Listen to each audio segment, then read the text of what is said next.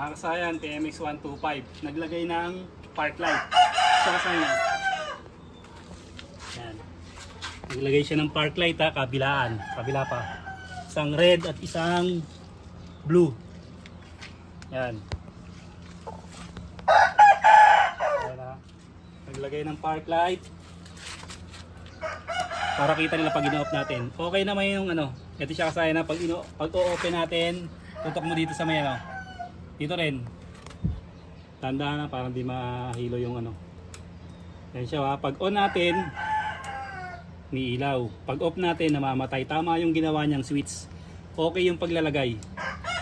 Okay ha. Okay siya dyan. Pero ito yung mali niyang ginawa. Pagka nag-brake, nag-preno ito. Tutok mo nito. So may preno. Kita yan tsaka yung preno. Kita yung ilaw tsaka yung preno. Pag nagpreno, pansinin nyo. Kita yung piga ko ng preno. Ayan, pag nagpreno, mapapansin nyo, nawawala. Naglagay ng park light, pag nagpreno, nawawala. Ganito lang yung gagawin nyo sa na. Ito, ganito yung gagawin nyo. Hanapin nyo lang yung wiring. Ito siya ba? Ito yung wiring na nilagay niya. Hanapin natin.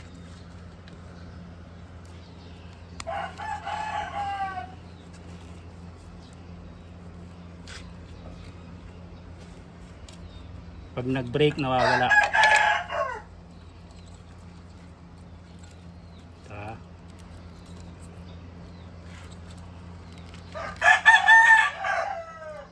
Ito siya kasayan. Pansinin natin ha. Inilagay sa brake light. Ito siya kasayan na nasa brake light. Ito. Itong kulay, yung negative natin, ang negative ng Honda, mga Rusi, solid green. Ito ha. Ang nangyari, nailagay niya sa ano? Nailagay niya sa green yellow. Okay, kadalasang nangyayari naman ito sa mga nagdi-DIY. Kasi ang akala natin solid green. Ang hindi niya napansin, ayun oh. Nailagay niya sa ano, sa green yellow. Kaya ang gagawin natin dito, tatanggalin lang natin 'to. At ililipat lang natin to sa solid green. Kaya pag nag-brake siya, nawawala yung ating ano. Ililipat lang natin to sa solid green. Sa mga nagdi-DIY dyan ha, kailangan nyo ng solid green. Honda, kulay ng Honda. Yung ground solid green, hindi green na may lining na ano. Green na may lining na yellow. Kasi pagka ganon, brake light yun. Pag nag brake light, nawawala. Kasi gagana lang yung brake light natin pag ano eh.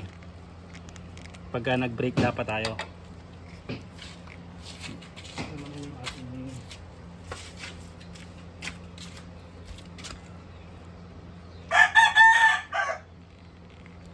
Okay yung pagkaka-DIY kasayan sa isa lang naman nagkamali. Ito ha. Ito lang, punta lang tayo dito kay solid green. Pwede rito at pwede sa charger. Ito may mga solid green dito. Ayan na, ito solid green, ito solid green din. Sample natin sa may charger. Sa may charger tayo kukuha.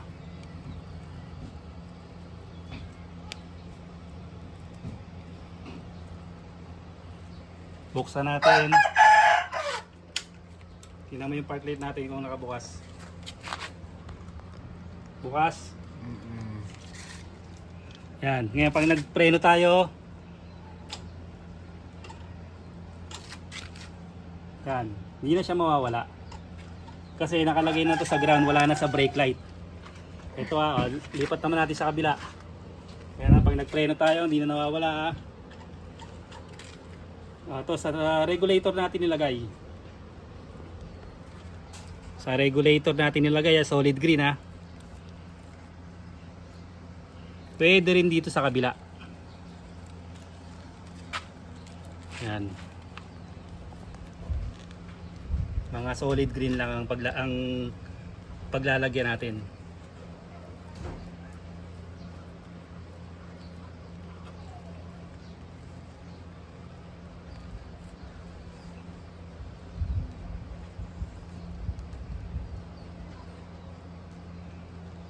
mga kunat.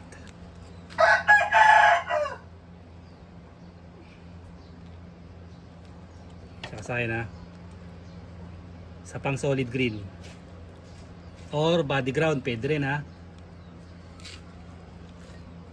Okay, ayun siya kasaya. Pag nagpreno, okay na, wala na, hindi na siya namamatay.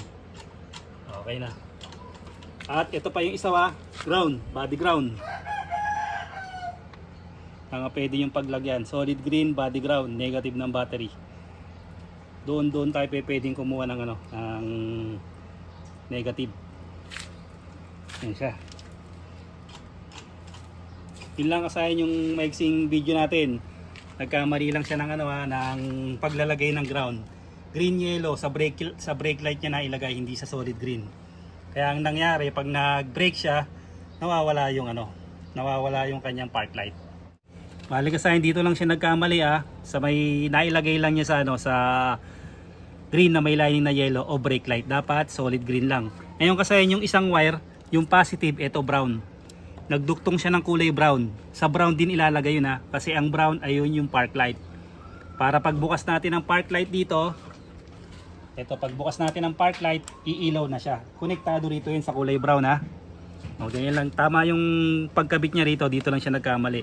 Yung positive ng LED LED light sa brown. Tapos yung negative sa solid green. Hanggang dito na lang mga kasayan. Salamat sa panonood.